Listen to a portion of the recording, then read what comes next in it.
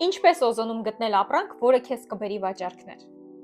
Չես պատկերացնի, բայց շատերը հենց սա են սխալ անում։ Շատերը օզոնում ապրանք են ընտրում սխալ ճանապարհով։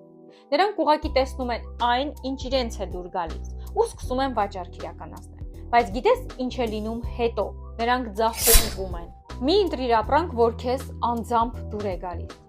Մի ընտրի այն, ինչ ուրիշն է քեզ խորհուրդ տալիս, եւ ամենակարևորը մի ընտրի առանց տվյալները ուսումնասիրելու։ Ոնց գտնել այն ապրանքը, որը հենց կվաճառվի։ Օգտագործիր տվյալները M-Pestaci, Market Guru-ի, M-Space-ի, այ գործիքները, որոնք ցույց կտան քեզ իրականում պահանջարկ ունեցող ապրանքները։ Ստուգիր մրցակցությունը, եթե առաջի էջում միայն խոշոր բրենդներն են, սա վատ նշան է։ Պետք է ընտրել այնպիսի նիշա, որտեղ փոքր վաճառողներն են, ավելի հաջողակ։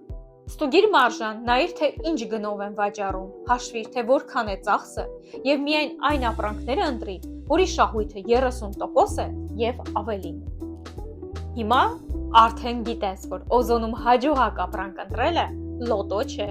այլ մաթեմատիկա։ Ուզում ես իմանալ, թե ինչ ապրանքներ են հիմա թոփում օզոնում, գրիր թոփ ապրանքներ բառը եւ ես քեզ կուղարկեմ։